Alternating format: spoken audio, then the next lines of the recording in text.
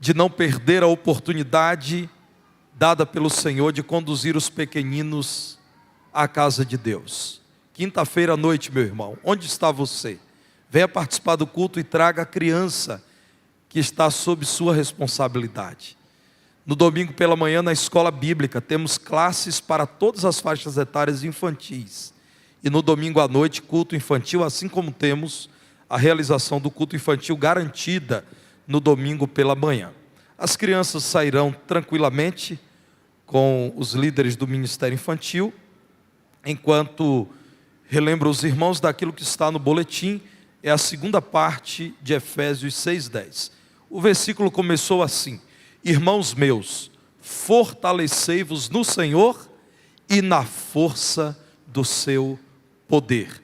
Essa é a nossa divisa do ano de 2022, que não acabou.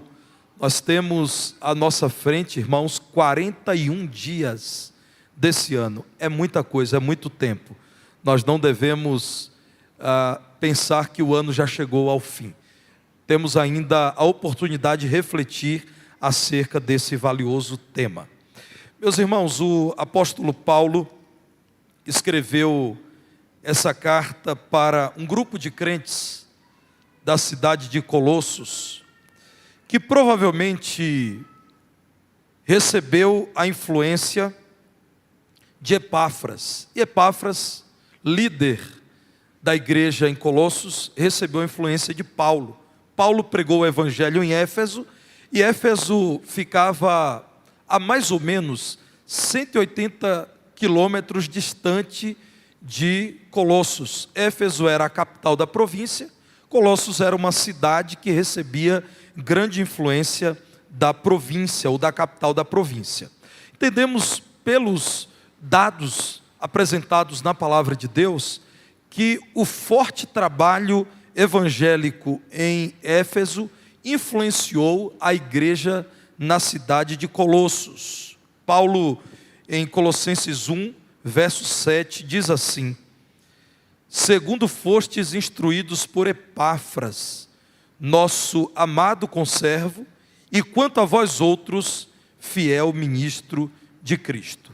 Então, podemos compreender que Deus usou Paulo para influenciar vidas, uma delas Epáfras, que influenciou essa igreja, razão pela qual Paulo tinha uma ligação com os cristãos colossenses, muito embora não tivesse ido a Colossos. Ele escreve essa carta da prisão. 4 cartas do apóstolo Paulo foram escritas enquanto ele estava preso, e da prisão o velho apóstolo, agora no clímax da sua maturidade intelectual e espiritual, recebe notícias sobre a igreja colossense, e então é usado por Deus para escrever essa carta. Dias difíceis, por um lado, grandes tribulações que já afetavam o ânimo, a esperança de alguns crentes. Por outro lado, irmãos, a penetração de certas ideias heréticas, por exemplo, das influências de religiões de mistério, a ideia de que existiam poderes ou seres espirituais misteriosos que concorriam com Cristo, e os cristãos precisariam também descobrir esses mistérios além do mistério de Cristo. Então Paulo escreve essa carta, muito interessado na saúde da igreja entre os colossenses, e então aborda essas duas questões primordialmente. Nessa manhã, irmãos, eu quero trabalhar com os irmãos um texto da palavra de Deus, que é direcionado à dificuldade que os crentes estavam apresentando, ainda que não todos, para que encarassem as lutas do viver, mantendo a esperança em Cristo, a esperança da glória, a esperança da vida eterna. Fortalecei-vos na esperança da glória, é o convite do texto da palavra de Deus, que transmito aos irmãos nessa manhã. Nesses dias, irmãos, sejam fortalecidos pelo Senhor e na força do seu poder, sabendo que os irmãos têm como esperança a glória de Jesus Cristo. Vamos ler o texto bíblico? Vamos ficar em pé, Colossenses 1, versos 24 a 29.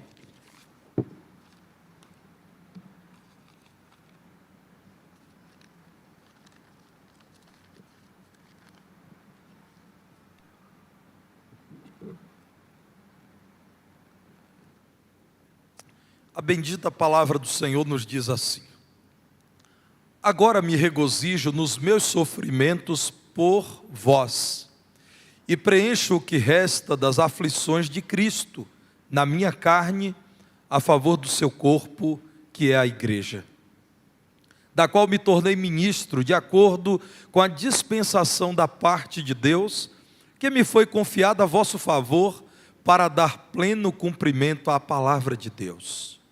O mistério que estivera oculto dos séculos e das gerações, agora, todavia, se manifestou aos seus santos, aos quais Deus quis dar a conhecer qual seja a riqueza da glória deste mistério entre os gentios, isto é, Cristo em vós, a esperança da glória, o qual nós anunciamos, advertindo a todo homem e ensinando a todo homem em toda a sabedoria, a fim de que apresentemos todo homem perfeito em Cristo. Para isso é que eu também me afadigo, esforçando-me o mais possível, segundo a sua eficácia que opera eficientemente em mim. Vamos orar, irmãos?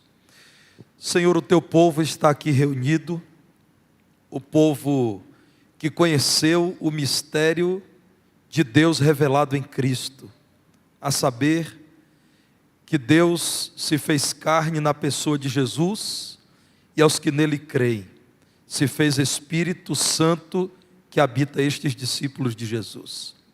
Ajuda o teu povo, Senhor, a começar por este pregador que é teu servo, a entender a maravilha do conhecimento de Cristo, a recordar do poder de Cristo e das promessas de Cristo, de tal modo que nada deste mundo, desta vida, dos homens, nos roube a esperança da glória. Fortaleça-nos, Senhor, para que enquanto somos tentados a enfraquecer em meio às lutas da vida, nos fortaleçamos no Senhor, olhando para a esperança da glória eterna. Esta é uma igreja crente no Senhor e na sua palavra, igreja que crê no poder do Senhor, igreja que crê na promessa do Senhor de uma nova parousia, de um novo advento, igreja que espera com perseverança o dia do Senhor. Nós cremos, Senhor, que breve o Senhor virá nos buscar. Ajuda-nos a não esquecer dessa mensagem, fortaleça-nos, Senhor, para que nos mantenhamos cheios de esperança, crendo em Cristo, que é a nossa esperança da glória. Receba o louvor do teu povo, Senhor, da igreja que te pertence. Seja o teu nome exaltado, enquanto tua palavra bendita é exposta. Oramos em nome de Jesus. Amém. Podem sentar, irmãos.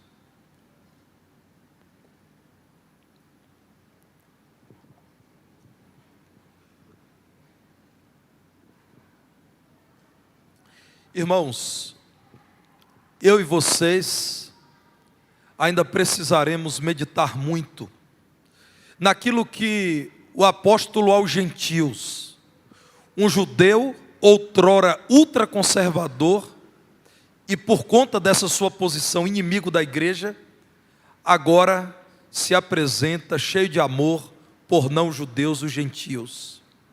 E enquanto sofre por amor aos não judeus, a quem ele estava pregando, fala de grande gozo e de grande alegria. Eu vou precisar que os irmãos diáconos cheguem lá no departamento infantil para dar algum auxílio, porque eu estou notando que há um barulho fora do comum. Então, irmãos, o apóstolo Paulo fala do seu gozo por servir a Cristo na igreja, sem esconder as aflições que ele estava experimentando. Não se trata, irmãos, de um disfarce. Paulo não está dizendo, meus irmãos, pode até parecer que eu estou sofrendo, mas eu não estou sofrendo. Não, Paulo diz, eu estou padecendo sofrimentos a favor de Cristo. No verso 24, ele chama o que ele está passando de sofrimentos. E diz, eu preencho agora o que resta das aflições de Cristo na minha carne. Ele não economiza ao dizer, estou sim sofrendo, estou experimentando aflições. Mas esse versículo é iniciado dizendo: eu me regozijo enquanto passo por tudo isso. Nós ainda precisaremos meditar muito para que entendamos da parte de Deus como pode um homem idoso, cansado, preso, escrever uma carta em que diz: estou muito alegre enquanto sofro muito. Que serviço difícil, irmãos. Ter que lidar com a dureza da oposição romana, um império implacável que estava matando crentes, perseguindo crentes, tomando bens de crentes, confiscando-os, e além disso, esse homem ter que preocupar-se com as igrejas, em admoestá-las, em ensiná-las, algumas inclusive rejeitando a sua autoridade apostólica, achando um apóstolo estranho, duro, pesado. Paulo diz que essa é a verdadeira identificação com Cristo. Eu preencho na minha carne as aflições que restam de Cristo. Irmãos, não é apenas aqui nessa carta, e não é apenas Paulo que nos fala dessa necessidade de encararmos os sofrimentos como parte da experiência humana nesse mundo, que é um mundo de sofrimentos e dores. E de encararmos os sofrimentos como uma grande oportunidade de recebermos consolação do Senhor e de nos apegarmos à esperança que temos da glória eterna. Olhem para 2 Coríntios, no capítulo 1, a partir do verso 5, quando esse mesmo apóstolo, falando à igreja da cidade de Corinto, diz: porque assim como os sofrimentos de Cristo se manifestam em grande medida a nosso favor, assim também a nossa consolação transborda por meio de Cristo. Mas, se somos atribulados, é para o vosso conforto e salvação. Se somos confortados, é também para o vosso conforto, o qual se torna eficaz, suportando vós com paciência os mesmos sofrimentos que nós também padecemos. A nossa esperança a respeito de vós está firme, sabendo que como sois participantes dos sofrimentos, assim o sereis da consolação. É Paulo quem diz a esses irmãos que serviam ao Senhor na cidade de Corinto: irmãos, nós temos tido muitos e muitos momentos de sofrimento, mas também nós temos tido muita consolação da parte de Deus. Quando somos atribulados, nós temos a oportunidade de entender quão maravilhoso é o consolo do Espírito de Deus. Quando nós somos atribulados, nós temos a oportunidade de revisitar a nossa esperança de que não ficaremos nesse mundo para sempre, de que breve estaremos na glória com o Pai. Como eu disse, não apenas Paulo, Pedro, o apóstolo, também nos diz isso. Na primeira carta de Pedro, no capítulo 4, verso 13, nós encontramos o apóstolo se dirigindo aos cristãos primitivos e dizendo: alegrai-vos na medida em que sois coparticipantes dos sofrimentos de Cristo, para que também na revelação de sua glória vos alegreis exultando. Vocês estão unidos a Cristo, assim como Ele sofreu, vocês sofrem. Vocês são continuadores da obra dele. Em vocês mora o Espírito de Cristo. O mundo os identifica como pequenos cristos, cristãos. Se ele sofreu, vocês sofrem, alegrem-se, porque vocês participam de toda a vida de Cristo Jesus, nosso Senhor. Mas também porque, em meio aos sofrimentos, vocês podem exultar sabendo da glória que há em Cristo, reservada a quem é de Cristo, a quem pertence a Cristo. Irmãos, eu preciso voltar ao verso 12, 1 de Pedro 4:12, e agora sim mostrar em que contexto Pedro fala dessa esperança. Amados, não estranheis o fogo ardente que surge no meio de vós, destinado a provar-vos como se alguma coisa extraordinária vos estivesse acontecendo. Um outro apóstolo, João, Apocalipse capítulo 1, versículo 9, idoso, preso numa ilha chamada Pátimos, condenado a trabalhos forçados, quebrar rocha vulcânica. Por que ele foi condenado? Por causa da palavra de Deus e do testemunho de Jesus. Ele se apresenta assim: eu sou João, irmão vosso e companheiro na tribulação. Jesus usa João para falar às 7 igrejas na Ásia Menor. Então como é que ele se apresenta? Eu sou companheiro de vocês na tribulação. Irmãos, a palavra de Deus realmente me humilha. A qualidade da fé desses crentes e a grandeza do Evangelho me confrontam a cada dia, porque eu sou parte de uma geração superficial. É um homem idoso, íntegro, condenado a trabalhos forçados numa ilha horrorosa, dizendo: meus irmãos, não desanimem não, um irmão de vocês, companheiro de tribulação, mas também no reino, eu sou de Jesus, e na perseverança eu não abro mão de Jesus. Estou aqui numa ilha chamada Pátimos, porque assim como vocês, eu não neguei a palavra de Deus, e não neguei que eu sou testemunha de Jesus. Meus irmãos queridos, os sofrimentos não devem nos trazer desesperança, não devem nos desanimar para o serviço, são próprios desse mundo, e estranhamente, são esses sofrimentos que nos acordam e dizem: lembrem do novo mundo que o Senhor tem reservado para vocês. Enquanto estamos nesse mundo, e não devemos negar a vida nesse mundo, porque se Deus nos deu vida, esse é o plano dele para nós. Devemos buscar fortalecimento no poder de Deus e nas promessas de Deus. Acreditem, irmãos, pela palavra de Deus podemos dizer que o nosso trabalho não é feito em vão, e a nossa fé não é vã, não estamos enganados. Fortaleçamo-nos no Senhor, porque nós sabemos quem somos e para onde estamos indo.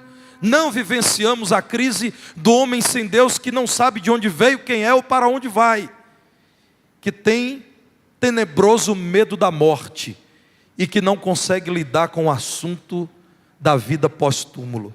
Olhem para a palavra de Deus aqui mesmo na carta aos Colossenses, capítulo 1, verso 5, quando Paulo diz que ele estava fazendo o que estava fazendo, e estava em paz ao se relacionar com os crentes colossenses atribulados, por causa da esperança que vos está preservada nos céus, da qual antes ouvistes pela palavra da verdade do Evangelho. Irmãos, se pudéssemos colocar isso na nossa linguagem, Paulo está dizendo assim: estou tranquilo, eu sei que vocês são crentes, eu sei que vocês creem na palavra de Jesus, eu sei que vocês sabem que Jesus virá mais uma vez, e que virá buscar os seus, e que Ele tem preparado moradas para vocês, e que Ele disse: não se perturbem, não se turbe o coração de vocês, creiam em Deus, creiam no Filho de Deus, na casa do Pai há muitas moradas. Então eu estou cheio de esperança, porque eu sei que ninguém nos roubará a glória celestial. Vocês também devem viver cheios de esperança. Verso 23, irmãos, Colossenses 1, 23, se é que permaneceis na fé, alicerçados e firmes, não vos deixando afastar da esperança do Evangelho que ouvistes e que foi pregado a toda criatura debaixo do céu, e do qual eu, Paulo, me tornei ministro. Irmãos, esse é o versículo que é o pano de fundo do texto destacado nessa manhã. Paulo diz: se vocês permanecem em Cristo, nas tribulações, vocês saberão como resistir. Porque se vocês permanecem em Cristo, vocês não se afastaram da esperança do Evangelho.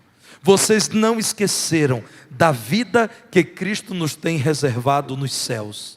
Vocês não esqueceram que Jesus é o Senhor da glória. Olhem para Tito, irmãos, um outro pregador do Evangelho, líder da igreja cristã primitiva. Tito 2, verso 13. Tito diz aos irmãos: aguardem paz, aguardem a bendita esperança e a manifestação da glória do nosso grande Deus e Salvador, Cristo Jesus. Meus irmãos, Fortalecei-vos na esperança da glória é o tema deste sermão. E a primeira grande chamada da palavra de Deus que trago neste sermão é que com esperança em Cristo, nós sempre somos fortalecidos para servir a Deus. Se continuamos olhando para Cristo como a esperança da glória, nós temos poder para continuar servindo a Deus nesse mundo mau, sim. O chamado de Deus é soberano, irmãos. Ele nos chama para servir. Paulo mesmo, ao se apresentar aos cristãos colossenses, capítulo 1, verso 1, diz que ele é apóstolo, ou seja, enviado, mensageiro de Cristo, apóstolo de Cristo Jesus, por vontade de Deus. Pergunto aos irmãos, Deus se engana? Se Deus conservou a vida de Paulo, tão perseguido e tantas vezes aprisionado, maltratado, a biografia de Paulo, irmãos, é a biografia de um homem que colecionou agressões sofridas, ataques recebidos. Deus se enganou ao permitir que Paulo o servisse, e que serviço, num contexto de sofrimentos? Claro que não. Eu só não sei te explicar porque Deus fez isso. Porque Deus soberanamente disse: esse Paulo será por mim fortalecido para me servir como apóstolo no meio de muito sofrimento. E se Deus soberanamente destacou a mim e a você para que o sirvamos em meio ao sofrimento? Eu entendo que nós somos servos, e servos não dizem ao Senhor o que ele deve fazer. Servos aceitam com alegria a vontade do Senhor em quem confiam. A nossa capacidade vem de Deus, irmãos. Lá no verso 26, Paulo diz: o mistério que estava oculto nos séculos e nas gerações, agora nós já conhecemos, se manifestou aos santos. Paulo sabe porque ele está usando essa palavra mistério. Paulo está dizendo: vocês estão sofrendo, não é porque vocês não conhecem alguma grande verdade espiritual que está oculta a vocês. Vocês estão sofrendo porque vocês podem provar do poder de Cristo, que é o mistério de Deus revelado à humanidade. E por que Jesus Cristo é chamado de mistério? Olhem para Colossenses 2:2. O coração deles seja confortado e vinculado juntamente em amor, e eles tenham toda a riqueza da forte convicção do entendimento para compreenderem plenamente o mistério de Deus, Cristo. Qual é o mistério de Deus? Cristo. Colossenses 2, verso 9. Nele, Cristo, habita corporalmente toda a plenitude da divindade. Havia um mistério no ar.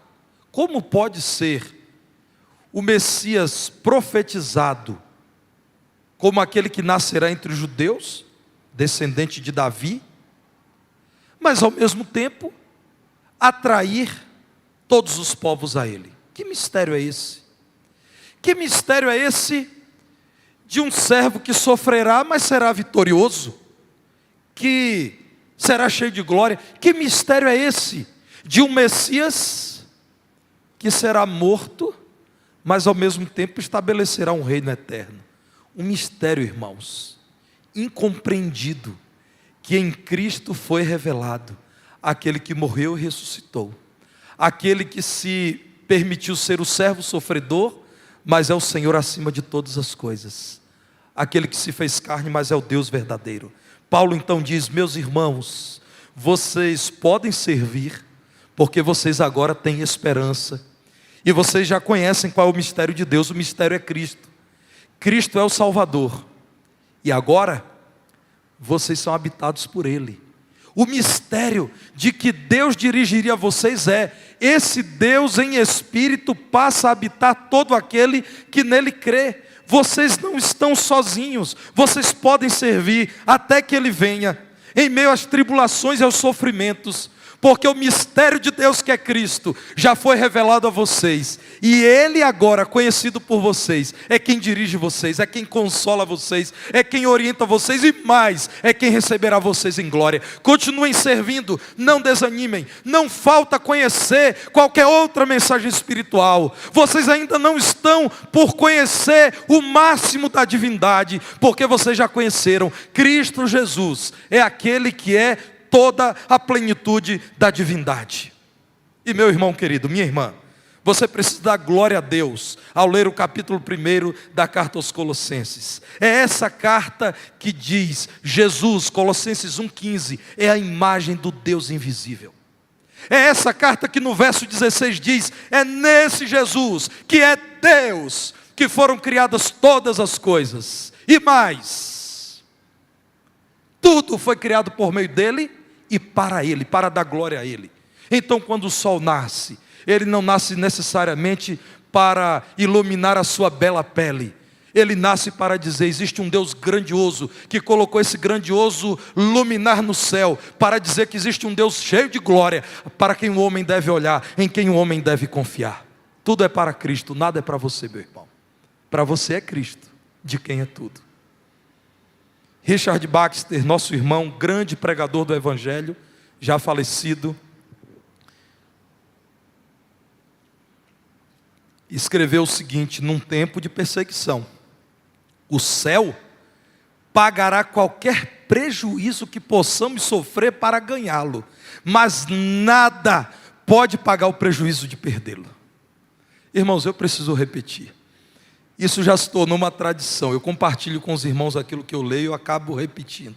Irmãos, eu preciso repetir isso. O céu pagará qualquer prejuízo que possamos sofrer para ganhá-lo.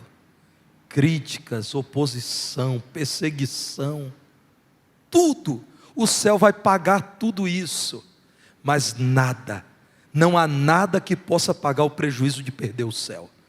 Continue servindo a Deus, fortalecido no poder de Deus, porque você sabe quem é e para onde está indo. Nós temos uma esperança. Um dia o sofrimento acaba e o céu chega para nós. Pela palavra de Deus eu entendo que com a esperança em Cristo nós produzimos frutos para o reino de Deus. Olhem para Colossenses 1,10. A fim de viverdes de modo digno do Senhor, para o seu inteiro agrado, frutificando em toda boa obra e crescendo do pleno conhecimento de Deus. Irmãos, Deus nos fortalece para servir, porque Ele quer que produzamos frutos. Você está servindo para quê? Para afirmar a sua capacidade? Você está servindo para quê? Para dar um jeito de ajudar a igreja? Você não é o salvador da igreja, Jesus que é. Meu irmão, você está servindo para glorificar a Deus dando frutos. Você está servindo para que você produza frutos na vinha do Senhor. Paulo está dizendo no verso 25, Colossenses 1:25, que ele era, na esperança de Cristo, um servo, porque ele foi tornado ministro, servo do Senhor, de acordo com a vontade de Deus. Deus lhe confiou esse privilégio. E mais à frente, meus irmãos, no verso 27 ele diz: Deus quis dar a conhecer qual seja a riqueza da glória deste mistério entre os gentios. No verso 28 ele diz: é Cristo a esperança da glória que nós anunciamos. Verso 29, eu também me afadigo, esforçando-me o mais possível. Um homem que estava cheio de esperança de que Cristo dirigia a sua vida, e que havia uma glória em Cristo a ser alcançada. Portanto, ele queria servir para produzir muitos frutos. Quais frutos? Alcançar vidas. O mistério de Deus foi revelado. O Salvador Jesus Cristo, que não é apenas para judeus, é para todos, inclusive gentios. Outrora distanciados da salvação, agora em Cristo aproximados dos judeus, e diz a palavra de Deus que em Cristo Jesus nós fomos aproximados. Os de longe e os de perto. Os de longe são gentios, os de perto de Jesus são judeus, porque Jesus nasceu judeu. E diz a palavra de Deus que em Cristo Jesus não há judeu nem gentil. Então Paulo diz: eu estou fortalecido no Senhor para servir, porque eu quero produzir frutos para a glória de Deus. Frutos são vidas alcançadas. Frutos são vidas fortalecidas, edificadas, despertadas, chamadas ao serviço do Senhor. Frutos são todos os atos do nosso viver que rendem glória a Deus. E Paulo sabe dar glória a Deus quando ele diz no verso 29, tudo que eu estou fazendo, com todo o meu esforço, com toda a minha fadiga, é segundo a eficácia que opera eficientemente em mim. Traduzindo, é porque Deus teve misericórdia de mim e me dá poder para servir. Senão eu não produziria fruto algum. Charles Spurgeon disse que há algumas virtudes suas que jamais seriam descobertas se não fossem as provações pelas quais você passa. Irmãos, eu tenho que repetir, irmãos. Miqueias, eu tento não repetir, mas eu não consigo. Eu tenho que repetir. Pense bem, Lucas e Natália, como é que eu não repito uma coisa dessa? O príncipe dos pregadores, Kleber, eu acho que merece algum crédito nosso, né? Há algumas virtudes suas, irmãos que estão chorando porque estão sofrendo, crentes que estão desanimados porque são perseguidos, gente que está abatida porque esse mundo é mau mesmo, irmãos, e está de mal a pior. Há algumas virtudes suas que jamais seriam descobertas se não fossem as provações pelas quais você passa. Você acha que num período de férias lá em Caldas Novas você vai aprender o que é paciência, fé, oração, perseverança? Não vai, irmãos. Vou trazer para perto de nós, Mariela. Você acha que no final de semana, lá na barragem, lá com a Liciana e com Edmar, você vai aprender, Edmar, o que é sofrimento, o que é tribulação, o que é tentação, o que é o inimigo? Irmãos, é o que a palavra de Deus diz. Esse pastor consagrado, homem de Deus, que enfrentou tribulações. Irmãos, eu li um livro espetacular da editora Fiel, A Depressão de Spurgeon. Esse livro é sensacional, porque Spurgeon é lembrado como grande professor, exímio pregador, pastor da maior igreja evangélica do seu tempo, o Tabernáculo Batista de Londres. Mas, irmãos, muitos de nós não lembramos, porque não sabemos, muitos de nós, que esse homem enfrentou períodos de depressão aguda. A maior depressão que esse homem enfrentou se deu porque a igreja batista, chamada de Tabernáculo Metropolitano, estava superlotada num dos muitos cultos realizados num domingo. Superlotada. As pessoas queriam ouvir a pregação de Spurgeon. E alguém gritou: fogo! As pessoas em pânico, irmãos, saíram se pisoteando. Salvo engano, morreram 17 pessoas. No dia seguinte, a imprensa de Londres, que eram as redes sociais daqueles dias, começaram a dizer: esse pastor é um assassino. Como é que ele permite tanta gente entrar numa igreja? É claro que isso não daria certo. Esse homem tem que ser preso, responsabilizado pela morte dessas pessoas inocentes. Irmãos, Spurgeon entrou num quarto e ele não conseguia sair. Ele diz: eu acreditei que eu nunca mais daria conta de subir ao púlpito para pregar o evangelho.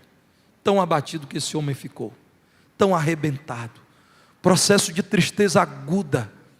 A esposa dele tantas vezes relatou que ela nunca conseguiu enxergar aquela face de Spurgeon.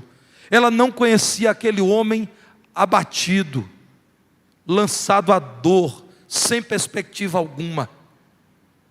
Ela disse que não conhecia. Ela só conheceu o homem frágil nas tribulações, porque até então ela conhecia o pastor dinâmico, o pregador entusiasmado, o grande líder dos seus dias. Irmãos, aquele homem voltou a pregar o evangelho. E ele voltou a pregar o evangelho falando das suas dores e dizendo: em Cristo as dores podem ser vencidas e curadas. Irmãos, no plano de Deus, que nem sempre compreendemos, estava a ensinar a Spurgeon aquilo que nos seminários nós não aprendemos: as grandes lições da dor e do sofrimento, da crítica pública, da rejeição da opinião pública. Deus, em sua graça, permitiu que aquele homem no meio do sofrimento, aprendesse algumas lições que foram transformadas em sermões que abençoaram vidas. Certa vez, um grupo de seminaristas nos Estados Unidos, que à época não eram a grande potência mundial, a grande potência era a Inglaterra, foram à Inglaterra porque queriam conhecer a igreja de Spurgeon e ouvi-lo. Acontece que aquele grupo de seminaristas, que foi de navio, não existia avião, foi de navio cruzando o Oceano Atlântico para ouvir Spurgeon no Tabernáculo Batista Metropolitano. Chegaram lá e quem estava pregando era o pastor auxiliar, que era um grande pregador. E eles disseram assim: Spurgeon só vai pregar à noite, mas nós temos que ir para o culto, vamos ouvir o pastor auxiliar. Irmãos, eles saíram comentando, isso está registrado. Que grande pregador, que pregador sensacional. À noite vamos ouvir Spurgeon. Ouviram Spurgeon. E eles relataram, depois de terem ouvido Spurgeon, o seguinte: como Deus é grande, como Deus é grande. Meus irmãos, esse homem viu algumas virtudes aflorarem nas provações. Eu destaquei essa declaração que é dele mesmo, depois dele ter passado por poucas e boas. Finalmente, irmãos, fortaleçam-se na esperança da glória, com a certeza de que, tendo a esperança em Cristo, nós podemos experimentar o poder de Deus. Se nós temos esperança de que o Senhor Jesus Cristo é poderoso, nós sabemos que o poder dele nos é compartilhado, porque estamos unidos a ele desde a conversão.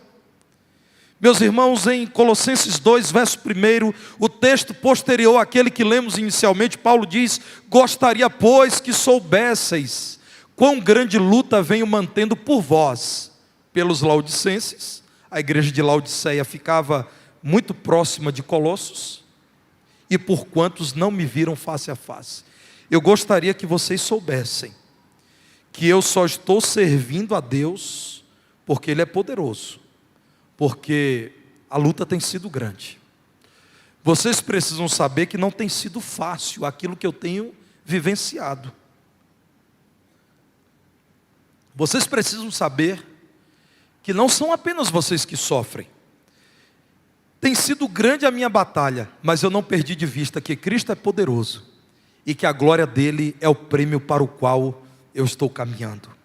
O poder de Deus, irmãos, torna o serviço possível. Paulo diz em Colossenses 1,11: sendo fortalecidos com todo o poder, segundo a força da sua glória, em toda perseverança e longanimidade, com alegria. Verso 12: dando graças ao Pai.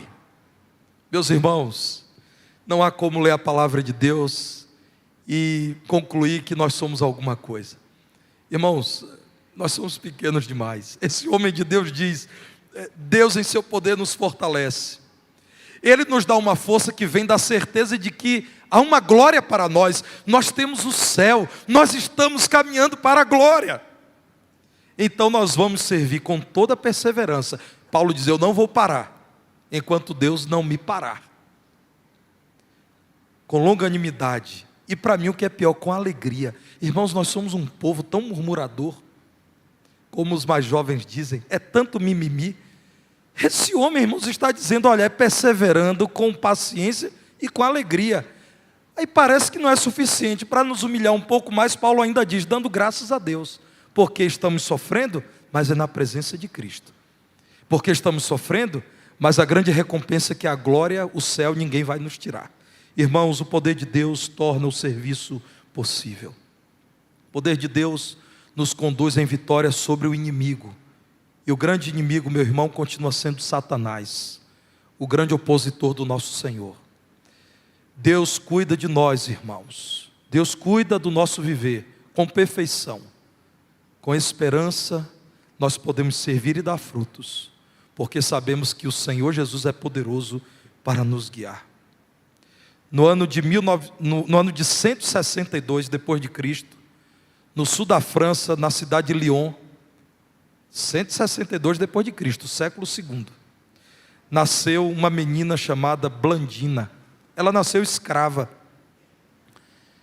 Aos 15 anos de idade, no ano de 177 depois de Cristo, já convertida ao Evangelho, porque ela e alguns outros escravos ouviram o Evangelho por meio de um missionário que chegou a Lyon. Ela foi conduzida num feriado em que se comemorava a glória do Império Romano para ser parte do espetáculo. O espetáculo era: vamos comemorar o poder de Roma, matando esses cristãos que não se dobram diante do imperador de Roma. Blandina, irmãos, viu 3 etapas de sofrimentos dos mais velhos. Os mais jovens foram colocados para acompanhar os sofrimentos, para que eles pudessem desistir de dizer que eram cristãos. Então os mais velhos, um desses com 92 anos de idade, pastor de um grupo em Lyon, foram levados a 3 etapas de sofrimento. Primeira etapa, eles foram pendurados em cruzes, no sol escaldante. Segunda etapa, eles foram colocados numa chapa quente, numa cela que os comentaristas e os historiadores dizem que deveria ter o tamanho de uma máquina de lavar. Então eles eram colocados agachados, sentavam numa chapa, embaixo havia brasas, e as carnes eram queimadas, e eles sofriam muito sentados naquela chapa quente. Alguns morreram na cruz, outros morreram nessa segunda etapa.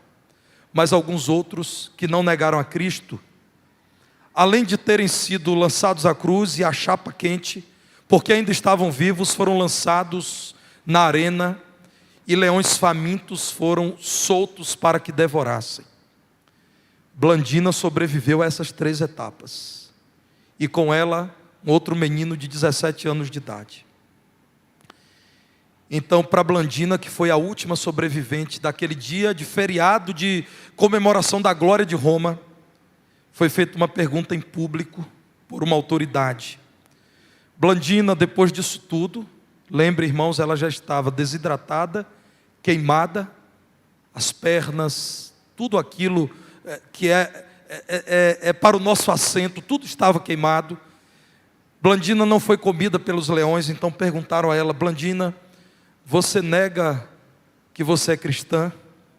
E a resposta dela, irmãos, cansada, abatida, 15 anos de idade, foi: eu sou cristã, e não há nada de errado que nós tenhamos feito. Blandina, você morrerá, você não nega Cristo? Eu sou cristã, e não há nada de errado que nós os cristãos tenhamos feito. Blandina, última chance, se você não vier a negar a Cristo, você vai morrer. Eu sou cristã. Não há nada de errado que nós os crentes tenhamos feito. Essa menina foi morta, irmãos, mas a fé dela não foi morta. A história registra: 162 depois de Cristo nasceu, morreu em 177 depois de Cristo. E o que ela disse por 3 vezes foi: eu sou cristã, e não há nada de errado que nós tenhamos feito. Irmãos, o relato daqueles que estavam junto de Blandina é impressionante. Alguns desses idosos perguntavam: vocês estão cometendo incesto? Porque a acusação era: já que eles se tratam de irmãos, eles estão se envolvendo, irmão com irmão, isso é abominável. Vocês cometeram incesto? A resposta era: eu sou cristão. Vocês estão rebelados contra o imperador? A resposta era: eu sou cristão. Vocês sabem que vocês vão morrer na arena? Eu sou cristão. Vocês sabem que o próximo passo agora é o martírio? Eu sou cristão.